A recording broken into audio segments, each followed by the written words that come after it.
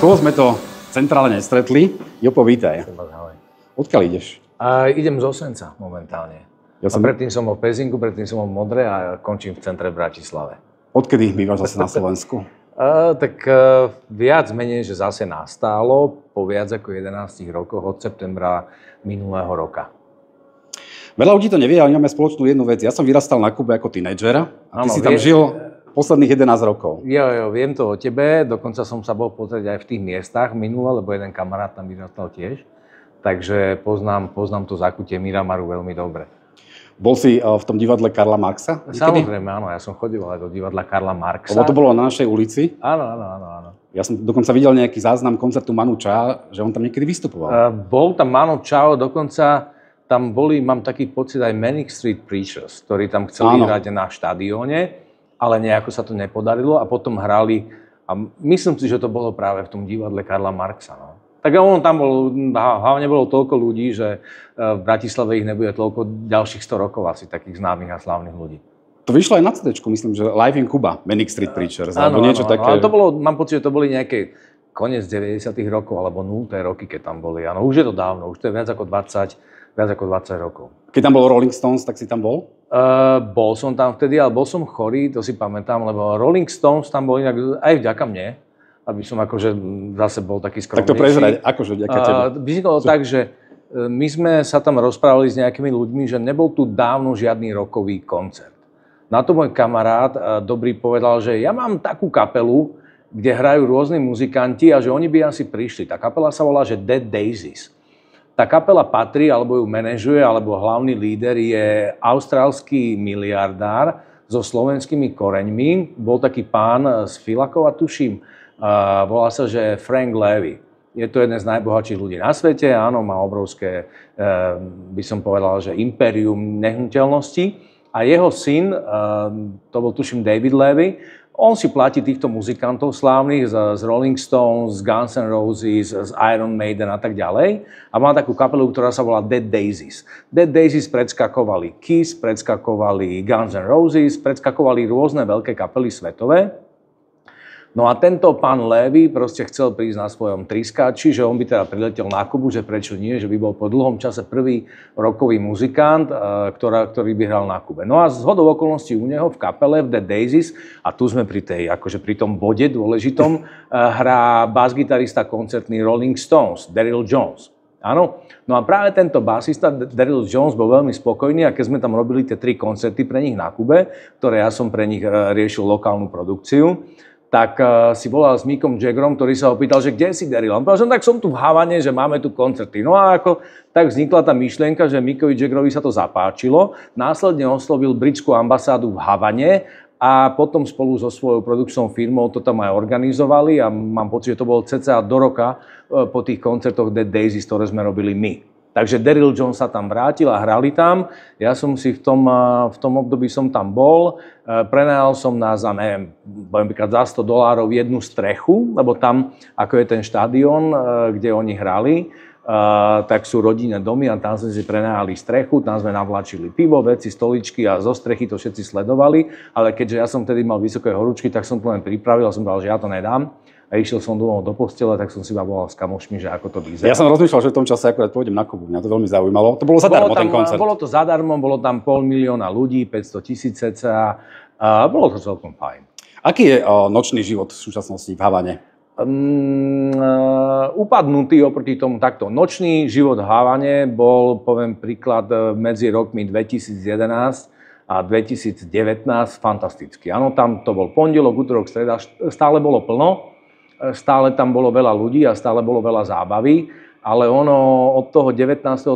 to začalo upadať a už je to také, by som povedal, možno na úrovni, ja neviem, 30% z toho, čo to bolo kedysi. A prečo sa to zmenilo podľa teba? No, tak lebo počas covidu všetko zavreli, všetko to tam zomrelo počas covidu, čiže to preč. Teraz veľa kubánskych umelcov odišlo odtiaľ, čiže žijú na Miami a v podstate sú v Amerike ako keby a účinkujú, koncertujú tam. Veľa klubov sa zavrelo, pretože jednoducho to nevychádzalo. Zostalo zo pár takých akože väčších diskoték, ale tie slávne, že Casa de la Musica a také tie vonkajšie party, kde chodilo pár tisíc ľudí. A to už nie. Jednoducho, neviem. Celé podobná to situácia ako na Slovensku. Mladí ľudia emigrovali z Kuby, to znamená, že veľmi veľa ľudí odišlo. A je to tam také, že nie je to zlé, ale žije to možno štvrtok, piatok, sobota. A dá sa emigrovať z Kuby? Aké to je náročné? No, ako normálne ľudia, vieš, tá Kuba to nie je ako Československo za sociku, oni sú prepojení s tou Amerikou, máš tam milióny Kubáncov, to znamená, že fungujú také tie spájania rodín a tak ďalej. Tí ľudia si vybavia nejako tie víza a odídu. Mnohí utekajú cez ja neviem, Guajanu, cez Kolumbiu, cez Panamu. Takže z Kuby odišlo od roku, ja neviem, 2021, tuším, 2020, viac ako 1 milión ľudí. Tam reálne na ostrove žije možno 9,9 milióna ľudí, kedy tam bolo 11,5. Ja keď som tam bol, tak nemohol nikto odísť. To bolo hermeticky uzavreté. Nejaký čln raz za rok sa preplavil. Jasné, ale tak oni stále môžu cestovať, lebo oni si vybavia víza do hociakej krajiny. A Kubánci cestujú.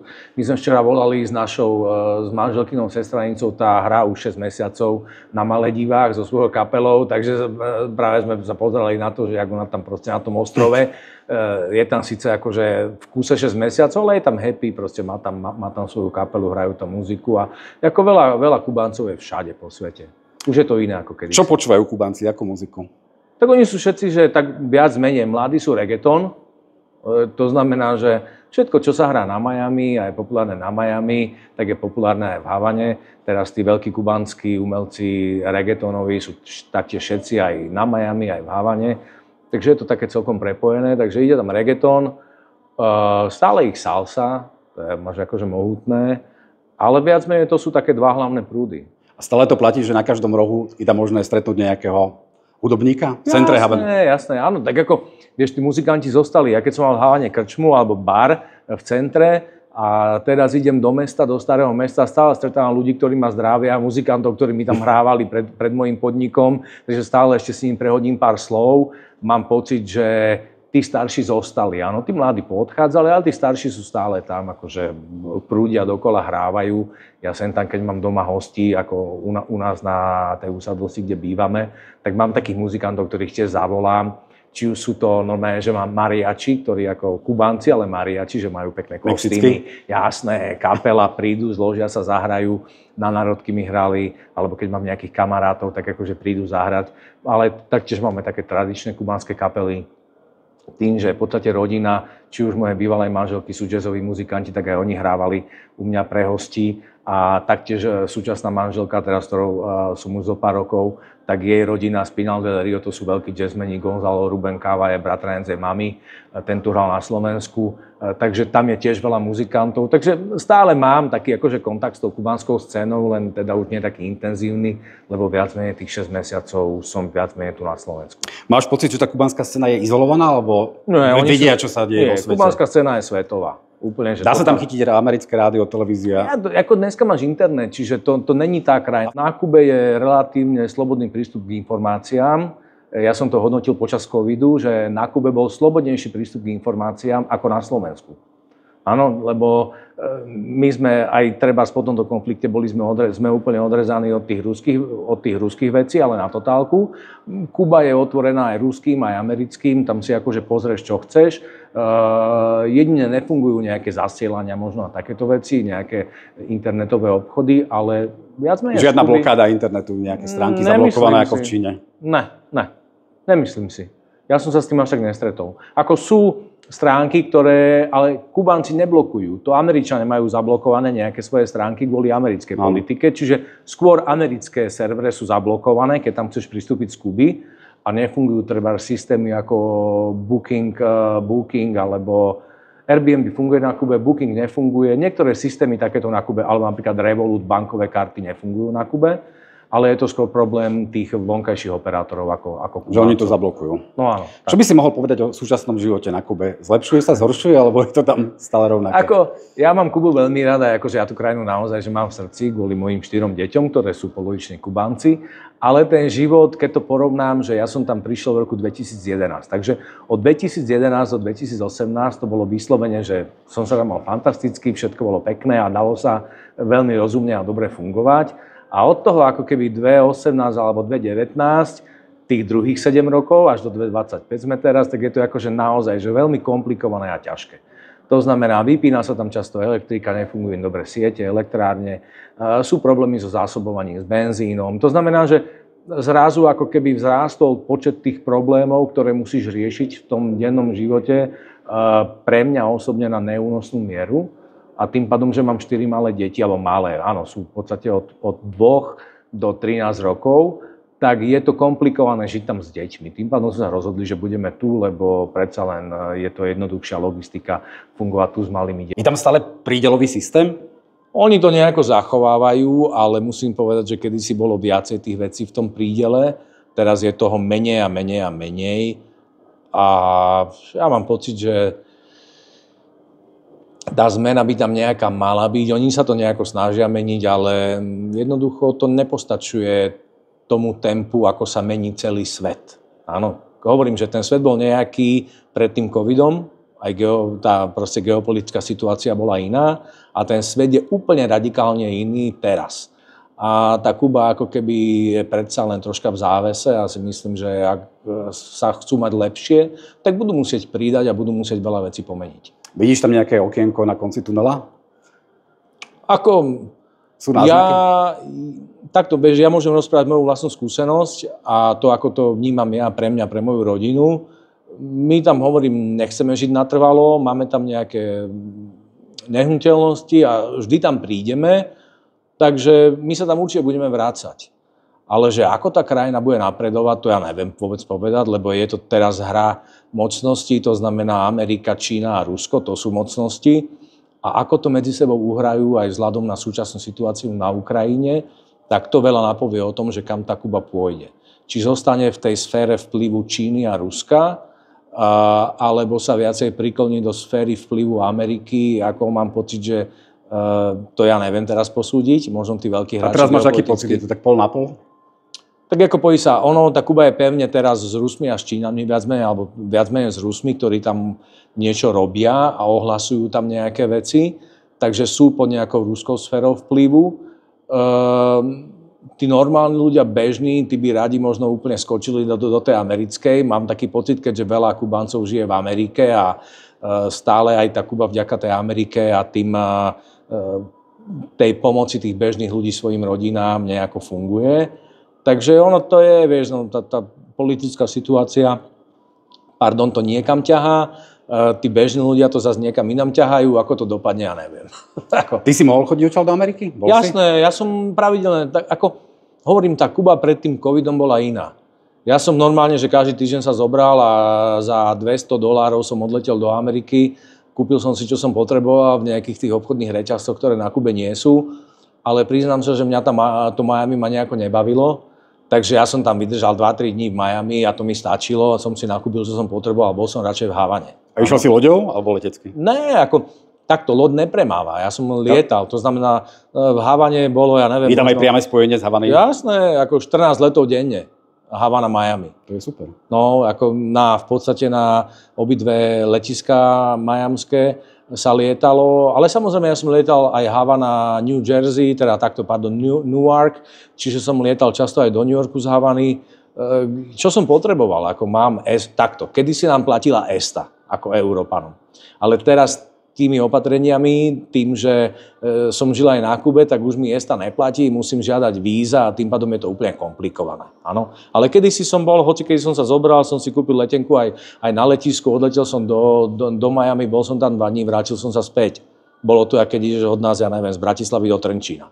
Zobralo mi to 2 hodiny času, takže famózne. Vráťme sa však k tej muzike. Chodia tam aj nejakí slovenskí hudobníci? Bol si s niekým? Viem, že Latrino Cubano boli na nejakom festivale na Kube. S tým som sa tam stretol, tí tam hrali.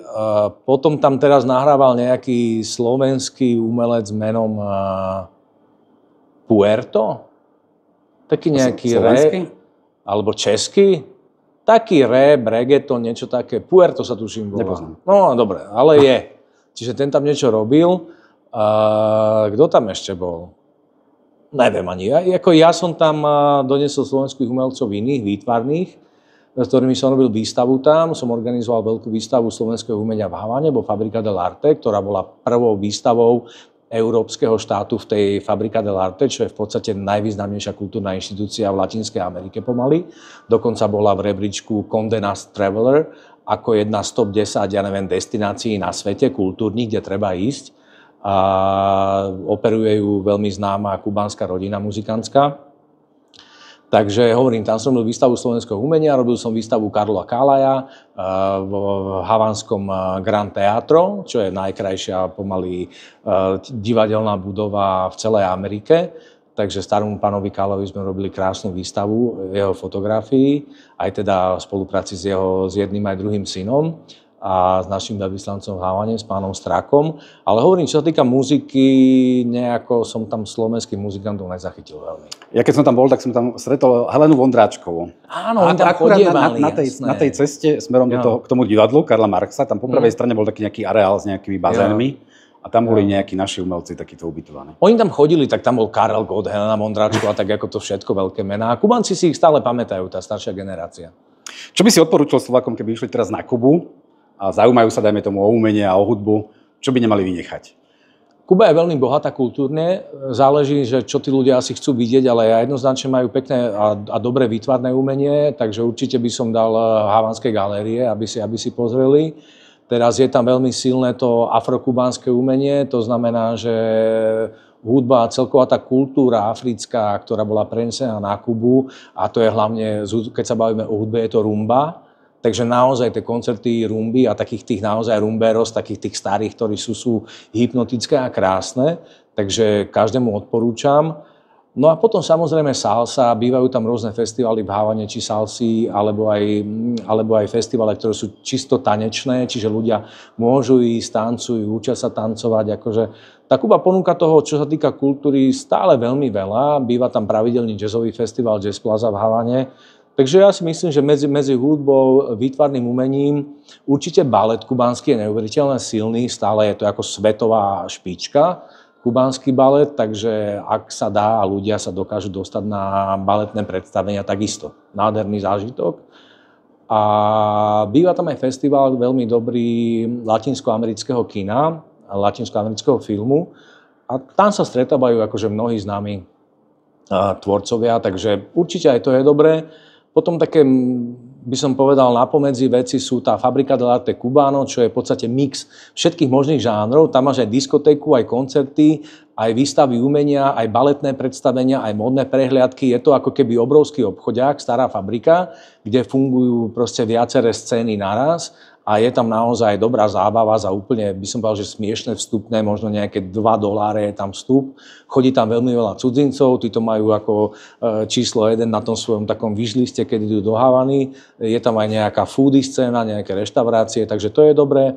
Potom takí moji kamaráti, dobrý známy, kubanský herec Jorge Pichi Perugoria má svoju galériu, svoju reštauráciu Jariny. Operuje to jeho synovia 4 majú dobrú kapelu kubánsku, La Nube Roja, to je v starom meste, takže určite na túto terasu by som všetkých poslal, je tam aj dobré jedlo, aj dobré pitie, aj dobrá muzika.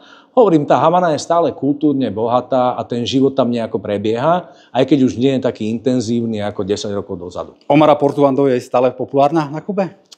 Tak ono, vieš, s touto starou školou, ona je skôr populárna vonku, lebo vieš, jej cieľovka na Kube v podstate až tak neexistuje. Ono celé Buena Vista Social Club bol vymyslený projekt, oni v živote nehrali spolu, v podstate Američania to dali dokopy, tých rôznych detkov a dali tomu ten príbeh, ktorý teraz všetci poznáme a tú muziku konzumujeme, ale ono je tých Buena Vist, je viacero, áno. Aj tu v Bratislave už niekoľko tých Buena Vist bolo. Presne, ja som bol ako dobrý kamarát s Jesusom, ktorý bol vlastne kapelník takej tej druhej Buena Visty Social Club originál. Jeho dcera študovala s mojou prvou manželkou, boli kamarátky, aj tu bola Lorena, takže poznal som tých ľudí, ale hovorím, oni sú skôr populárni vonku, mimo Kuby. A kto je populárny medzi Kubáncami?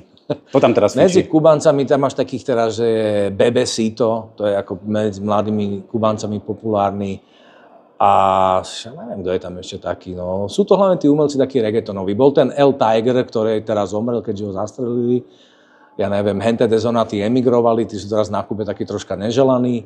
Áno, ale hovorím, z tých ich sú takíto mladí reggaeton umelci, ktorých je tam zo pár a tí sú populárni, tí tam hýbu akože masami. Áno, potom sú tam také tie salsa kapely, stále nejaké veľké, a potom sú tam také nejaké tie oficiálne kapely, ktoré hrajú taký ten nejaký kubánsky pobrok, ale nejako tam akože chýbajú teraz také výrazné osobnosti, ktoré by dokázali nagenerovať nejakých 100 000 ľudí masu na malé kone, ako to bolo kedysi. Stretol som vyhuleného tohoto Olivera Stonea. Tak. Chodia tam takéto americké celebrity? Jasné. Ako tam máš toľko ľudí, tam tento Floyd Mayweather, vieš, boxerista, tam bol 2 alebo 3 krát. Vieš, akože tam stretneš hocikoho. Benicio del Toro. Vieš, často. Teraz hovorím, ja som tam bol s tým Oliverom Stoneom. Vieš. Takže turizmus stále asi je veľmi dôležitý pre Kubu? Je dôležitý, ale nie je ho tam tak veľa už teraz. Akože tie čísla išli dole. Ale stále tam chodia takí tí ľudia, ktorí majú radi cigary. Áno, to znamená, že tí cigaroví huliči tam chodia. Tí sú tam. A rum? Tak rum, ako majú teraz nejaké nové značky, ale vieš, tak ten kubánsky rum je taký špecifický, že on nie je až taký sladký, nerobia také sladké rumy, ale pre mňa je dobrý, lebo v podstate má značku Santiago, ktoré bývali Bacardi. To znamená, všetky Bacardi originál, čo boli dobré, tak to je Santiago, tá receptúra. Vieš? Áno. A to je proste špičkový rum. Bacardi, ako paradoxne teraz, nerobí dobré rumy, lebo jednoducho nerobí dobré rumy, vieš, akože tie bežné Bacardi sú mizerné, ale tie originálne receptúry, ktoré sú v tom Santiago, stále je to špička. 11-ročný Santiago, vieš, je vynikajúci, napríklad ten rum. Takže to, a hovorím, no tie príbehy, vieš, hovorím, ja som sa smial, že som bol v takom podniku havanskom a hovorí mi kamarát, dojde mi jedna návšteva, mám tu niekoho počkať, lebo vieš, ty hovoríš po anglicky, on hovorí po anglicky. No dobre. A sa otvorilo auto a vyšla druhá taká moja kamarátka, tanečnica taká známa a vyšla spolu s Oliverom Stoneom. Vieš, tak som, super, vieš, pršalo, tam boli, on že, hej, Mr. Stone, this is Joe Paul, hi, Joe Paul, Mr. Stone. So, tak sme sa troška zoznámili s Oliverom Stoneom, bolo to milé, tam sa si potom sadli, porozprávali, takže vieš, to bola taká nečakaná vec, že by mi v živote nebolo nápadlo, že OK, že zrovna v Havane v piatok večer o 10:00 upršaná Havana večerná, tak proste odchádzajú z nejaké reštiky, sa zdržím a spoznám sa a posedím si s Oliverom Stoneom, áno. Tá exotika ti nechýba? Chýba mi, samozrejme, nechýba to slnko, áno. Čiže ja mám také, že som tu 2-3 mesiace a cítim, že potrebujem ten vitamín D a že potrebujem vypadnúť na slnko a potrebujem troška akože zmeniť túto slovenskú klímu. Takže chýba mi, ale hovorím z praktických dôvodov, vieš, že som tu z praktických. Áno. Keby som bol nepraktický, tak som tam. Aké máš plány na Slovensku? Čo budeš robiť? Ja robím moju prácu, normálne konzultačnú, robím new business development a robím pre klientov z biznisu. V podstate riešim rozvoj biznisu na zahraničných trhoch. Teraz mám jednu slovenskú firmu, som práve bol s nimi v Saúdskej Arábii, chystáme sa do Ameriky, bol som kvôli tomu v Brazílii. Takže viac menej robím štandardný biznis. Nerobím nič zo showbiznisu, ale robím normálny biznis, momentálne strojársky. Pochodil si aj iné krajiny Latinskej Ameriky? Okrem Brazílie, čo si teraz spomínal? Áno, niektoré áno, ale hovorím, že mám tam ešte nejaké méty. Viac menej som pochodil ostrovy v Karibiku, Mexiko, Panamu a Kolumbiu. Áno, takže keby si to mal porovnať s Kubou? Kuba je unikátna, vieš, tak ako Kuba tým systémom a všetkým je unikátna.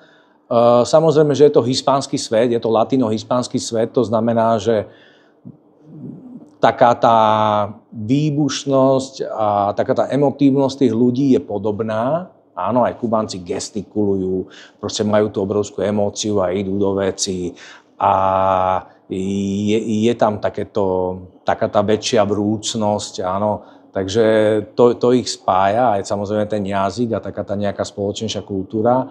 Ale teda ten socializmus tú Kubu nejako tak zadefinoval, troška ju ako keby oddialil od toho a sú možno bližší treba nám, ktorí sme ten socik zažili, lebo určité systémy tam popreberali z toho Sovietskeho zväzu.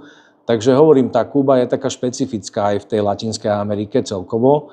A hovorím, tie krajiny, mne sa tam páči. Áno, Latinská Amerika je pre mňa dobrá, je tam dobrá energia, veľa slnka, ľudia sú, hovorím, na uliciach, žije sa tam trocha iný život a určite, keď budem starší a mal by som ešte nejakú energiu a čas, tak asi by som tam radšej dožil, ako by som dožíval v Európe.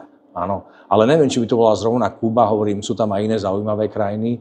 Mne sa páčilo, hovorím, v tej Kolumbii, Mexiko nie je zlé, Kostarika je zaujímavá.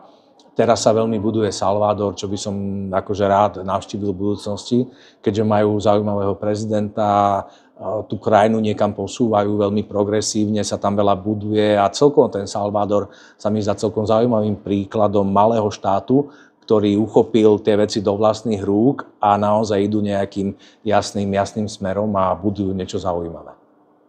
Dobre, to bol Jopo. Víti, ďakujeme za rozhovor. Ďakujem a snáď sa vidíme. Možno, že aj na Kube niekedy. Aj na Kube, jasné, budem ma tešiť.